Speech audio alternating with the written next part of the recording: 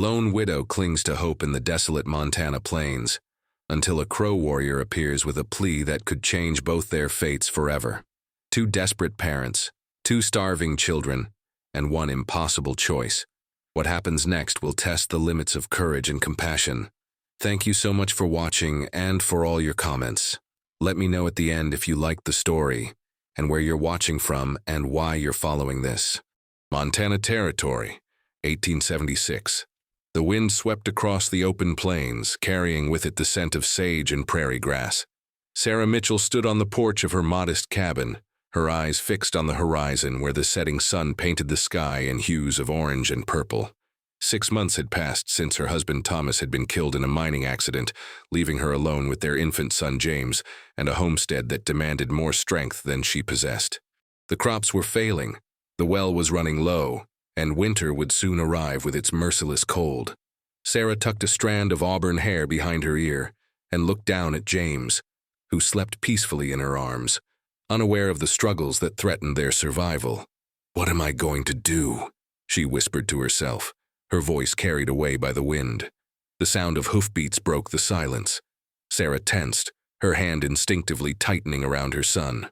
Visitors were rare in this remote part of the territory, especially as tensions between settlers and native tribes had been escalating.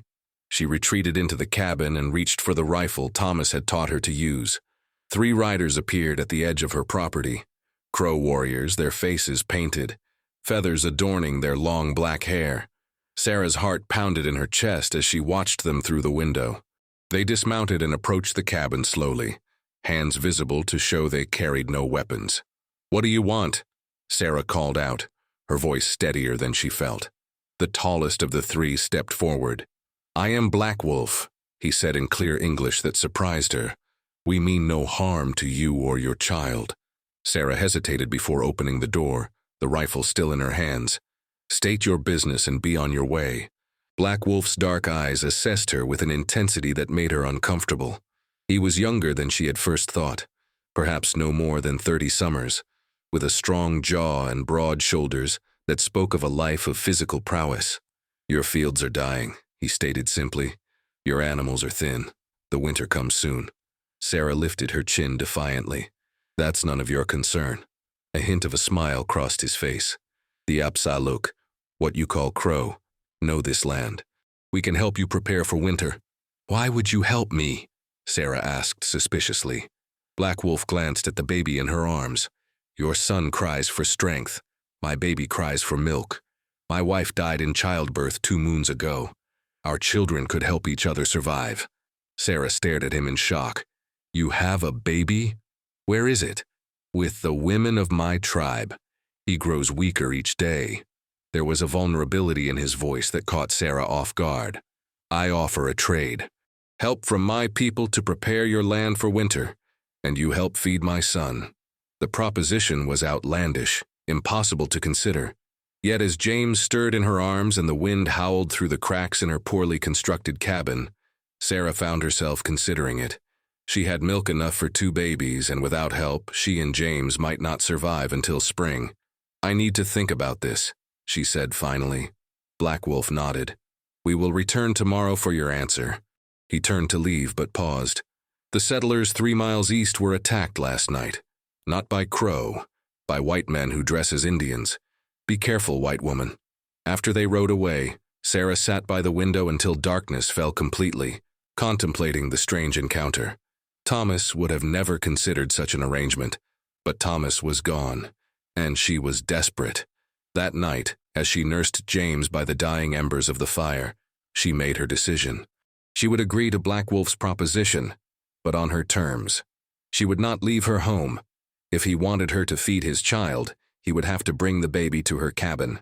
When Black Wolf returned the next day, she stated her conditions firmly. "I will nurse your son alongside mine, but I won't leave this place.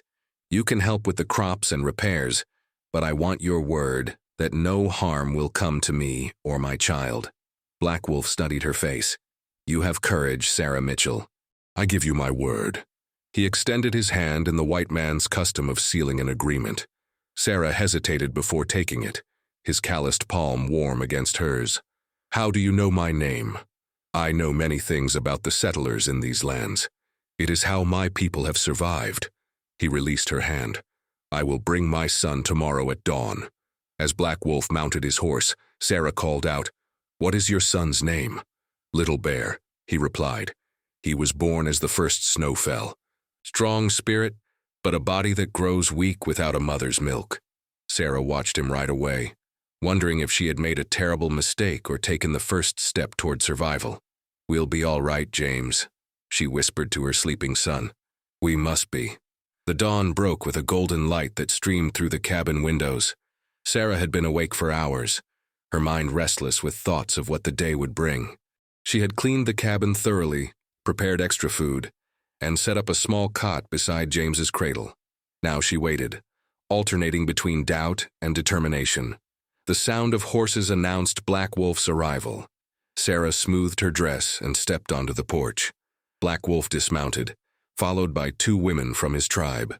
In his arms, wrapped in a beautifully beaded blanket, was a tiny bundle.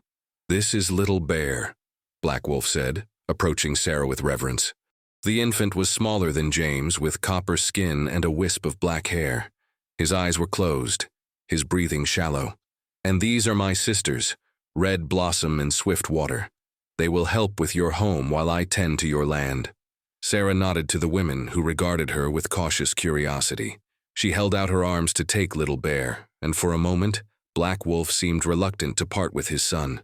"I will care for him as my own," Sarah assured him softly. Black Wolf's eyes met hers, filled with both gratitude and apprehension. "His mother's spirit watches us," he said. "Sunset Moon would be grateful."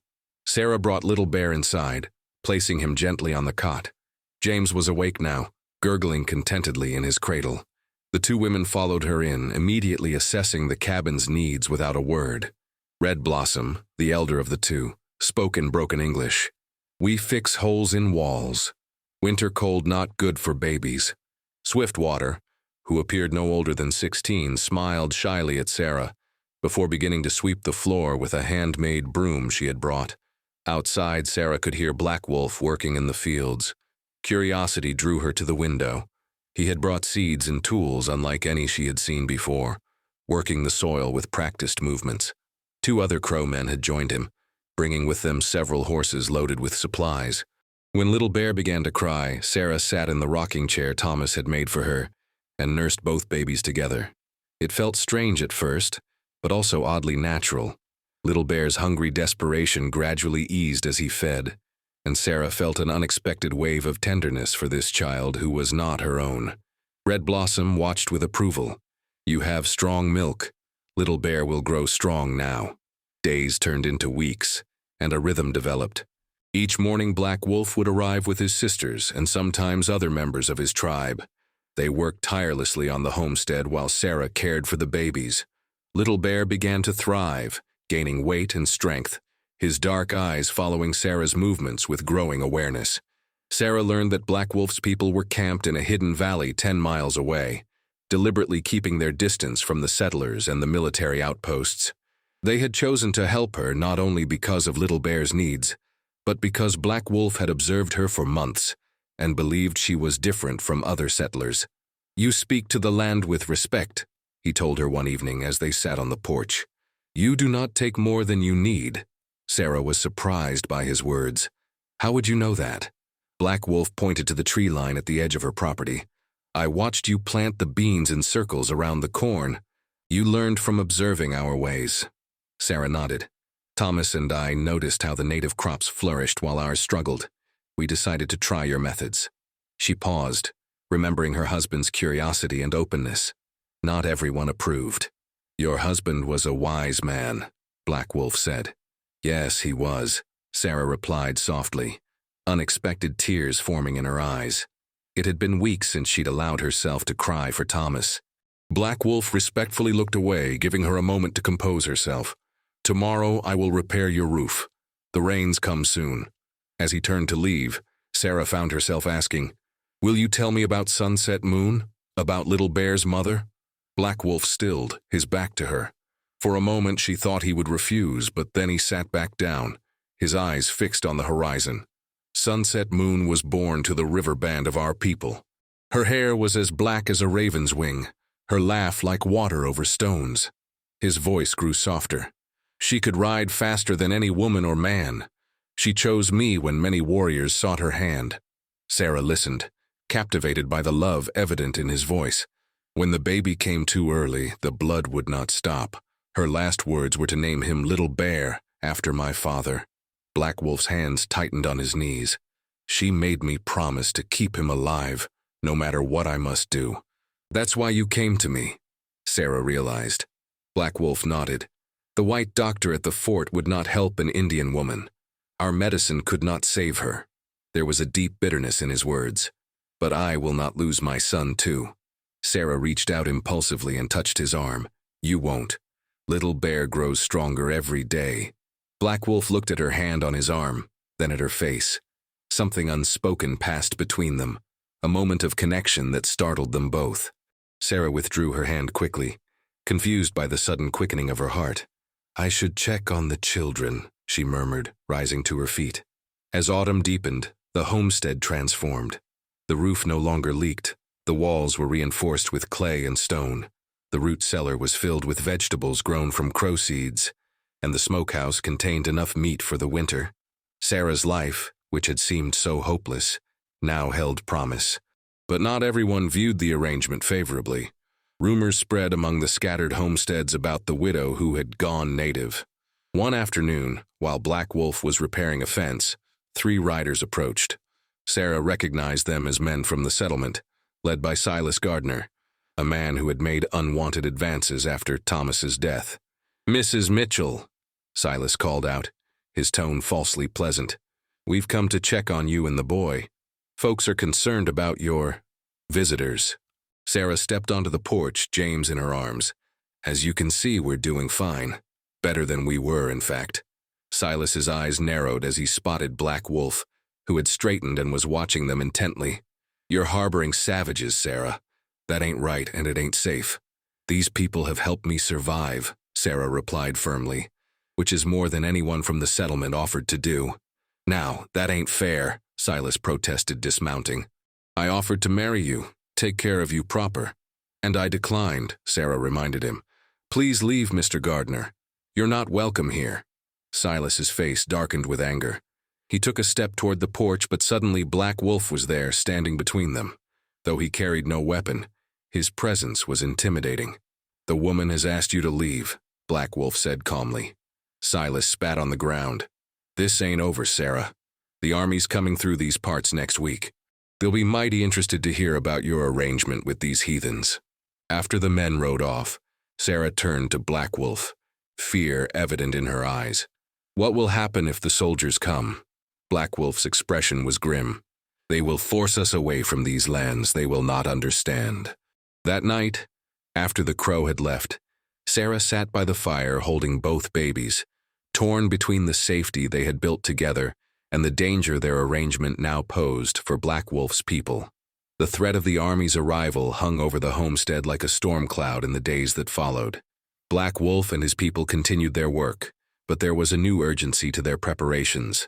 More supplies were brought, hidden in places Sarah wouldn't have thought to store them. Hunting paths and escape routes were casually mentioned during everyday conversation. You're preparing to leave, Sarah said to Black Wolf one morning as they worked side by side in the vegetable garden. He didn't deny it. My people cannot be found here when the blue coats arrive. Sarah felt a pang of sadness that surprised her with its intensity. And Little Bear, will you take him with you? Black Wolf straightened, wiping soil from his hands. He has grown stronger with your milk, but the journey would be hard on one so young. He hesitated. If you are willing, I would ask that he stay with you until the first snow melts. And where will you be? Sarah asked, trying to keep the concern from her voice. We move to the winter grounds in the high country. The soldiers do not go there. His dark eyes searched her face. When spring comes, I will return for my son. The thought of Black Wolf leaving for months sent an unexpected wave of emptiness through Sarah. She had grown accustomed to his presence, his quiet strength, his rare but warming smile. Little Bear had become as dear to her as her own son, and the idea of eventually parting with him was painful. Yet she understood Black Wolf had no choice. "I'll keep him safe," she promised. "But what about Silas and the others? They know about you, about us. That is why I must speak with you about a difficult matter," Black Wolf said, his expression grave. "My people believe the safest path would be for you to come with us." Sarah stared at him in shock. "Leave the homestead? Go with your tribe?" Black Wolf nodded. "Just until the danger passes. The settlers already whisper that you have chosen the Indian way. The soldiers will question you. They may take the children." The possibility sent a chill through Sarah. She had heard stories of mixed-blood children being taken from their parents, of women who associated with natives being treated as outcasts or worse. "I can't just abandon everything Thomas and I built," she said, though with less conviction than she might have had months ago. "You would not be abandoning it," Black Wolf countered. "You would be protecting it by staying alive. We can help you hide your most valuable possessions. When it is safe, you can return." That evening, as Sarah nursed the babies, she weighed her options. The homestead was finally thriving. But what good was that if she and the children were in danger? And yet, to flee with a Crow tribe, to become what Silas and others already accused her of being, a woman who had gone native, was that truly the answer? As darkness fell, a soft knock came at the door. Sarah opened it to find Swiftwater standing there, her young face etched with worry. "Riders coming," she said urgently. "Many men? Not soldiers. Bad men." Sarah's heart raced. "How far?" "Maybe 1 hour. They stop at other homestead first." Swiftwater pressed something into Sarah's hand, a small knife with a bone handle. "Black Wolf says prepare. He comes soon." Sarah thanked her and quickly began gathering essentials: food, clothes, blankets for the babies. She had just finished when Black Wolf arrived, his face painted for war, riding a horse that was similarly decorated. "Silas Gardner leads them," he said without preamble. 20 men, they carry torches. "A mob," Sarah whispered, horror filling her. She had heard of vigilante groups attacking homesteaders who traded with Indians, burning them out, sometimes worse. "There is no time to reach the high country," Black Wolf said, "but I know a place where we can hide until they pass. You must come now." Sarah didn't hesitate. She bundled the babies while Black Wolf loaded her supplies onto a pack horse. Within minutes they were riding away from the homestead, Sarah clinging to Black Wolf's back with one arm, while holding James securely against her chest. Little Bear was strapped to Black Wolf in a cradleboard. They rode hard for nearly an hour, following a creek bed to hide their tracks. Finally, they reached a series of rocky outcroppings. Black Wolf led them through a narrow passage that opened into a hidden canyon. Inside, the rest of his people were already setting up camp. "They found us at our camp yesterday," Black Wolf explained as he helped Sarah dismount. "We were already moving when Swiftwater saw the riders heading toward your homestead." Red Blossom took the babies while others helped Sarah settle into a small hide tent. The canyon was well protected, with high walls and only one narrow entrance that could be easily defended. Water flowed from a spring at the back, and stores of dried meat and wild plants were already laid out. "We will be safe here," Black Wolf assured her, "but we must remain silent. Sound carries in these hills." As night deepened, Sarah sat with the babies in the tent. Outside, she could hear the Crow warriors preparing for a possible confrontation, their voices low and determined. Black Wolf entered the tent, bringing her a cup of hot tea. "They may find your homestead empty and continue searching," he said, sitting across from her. "Or they may wait for your return." "What if they burn it?" Sarah asked, the thought bringing tears to her eyes. Black Wolf's expression softened. "Then we will rebuild it. Together." The word "together" hung in the air between them. Sarah looked up to find Black Wolf watching her intently, a question in his eyes that he didn't voice. "Why have you helped me so much?" Sarah asked. "It was never just about Little Bear, was it?" Black Wolf was silent for a long moment. "When I first saw you working alone in your fields after your husband died, I saw courage. When the other settlers offered help that came with demands, you refused." He smiled slightly. "You reminded me of Sunset Moon. Proud, strong, unwilling to bow." "I'm not strong," Sarah confessed. "I've been terrified every day since Thomas died. Courage is not the absence of fear. Black Wolf said gently.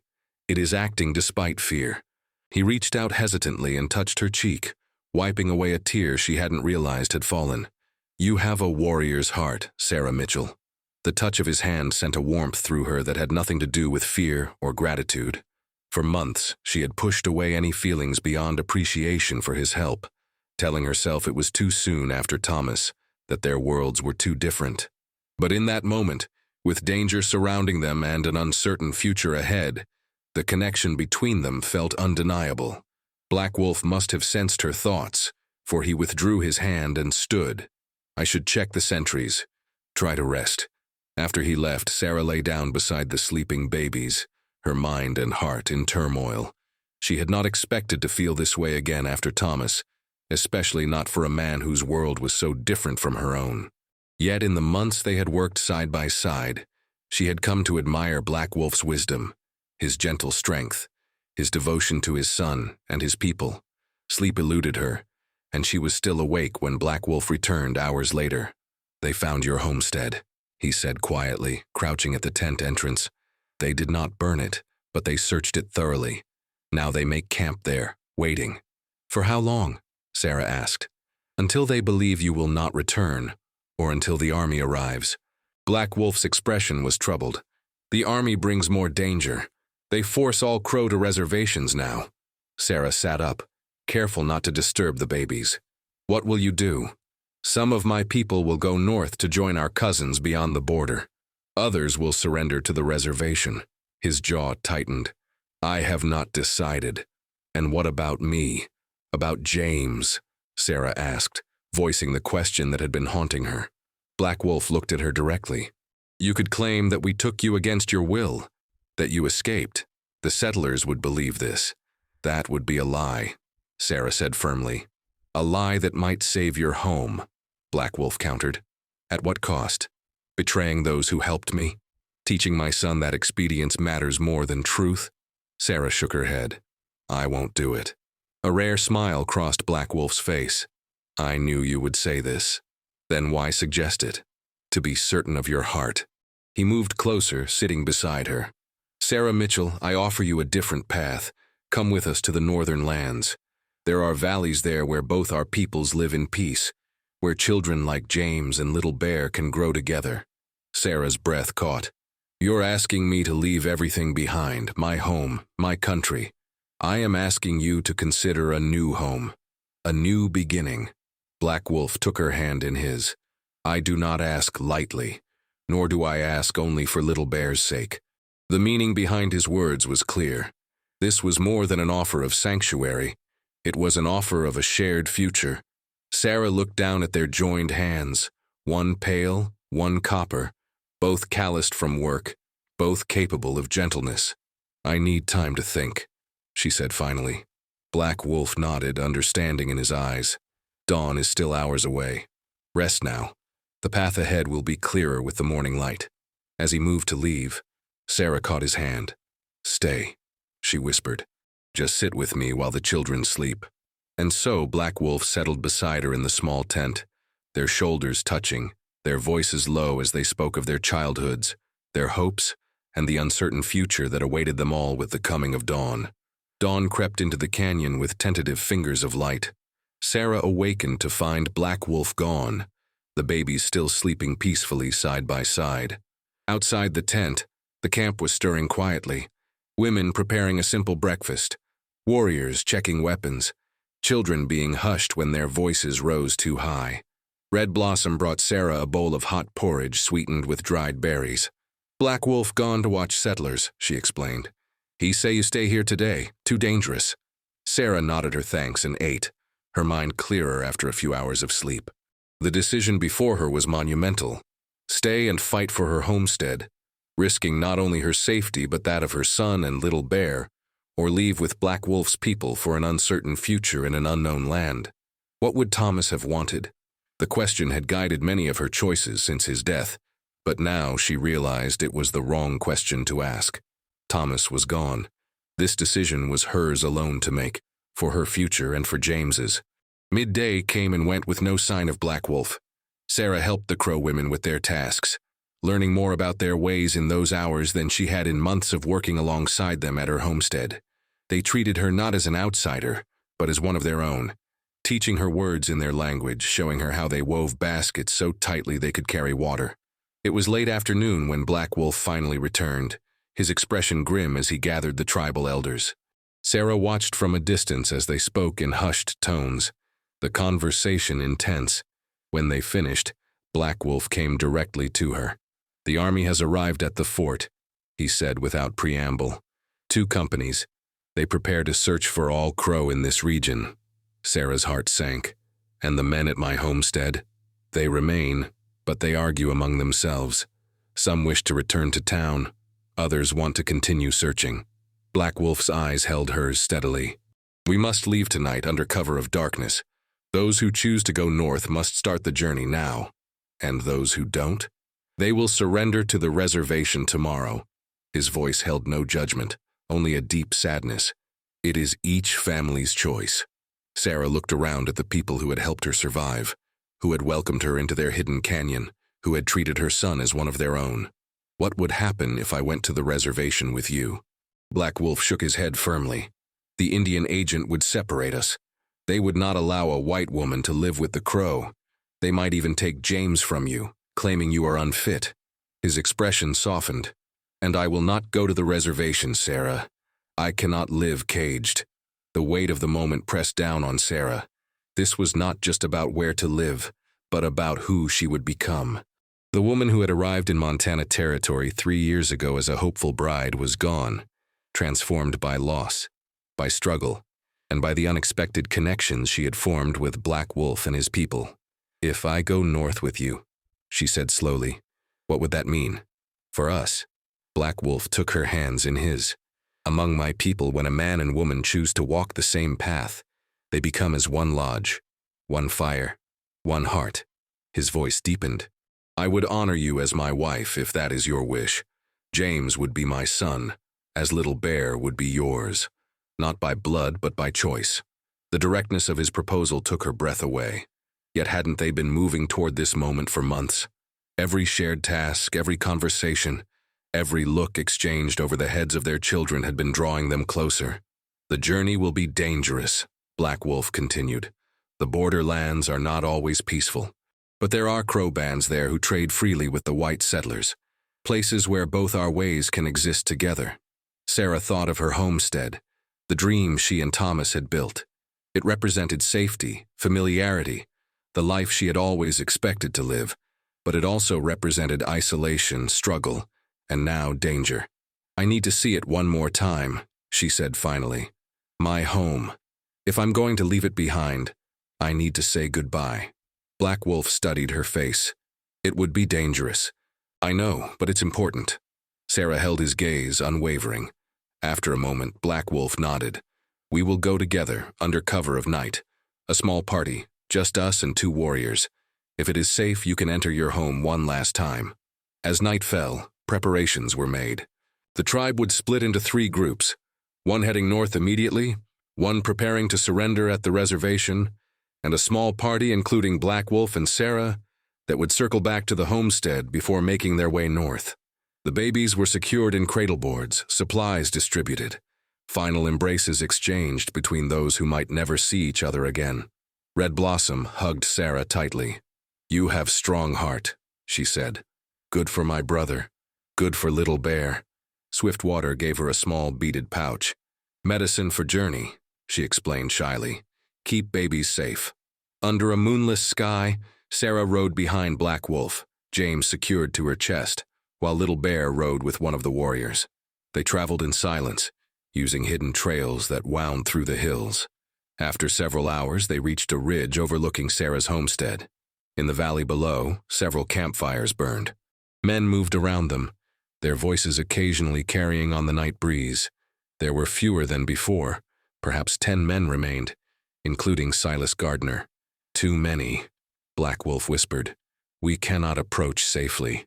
Sarah stared at the cabin that had been her home, at the fields she and Thomas had planted, at the future she had imagined there.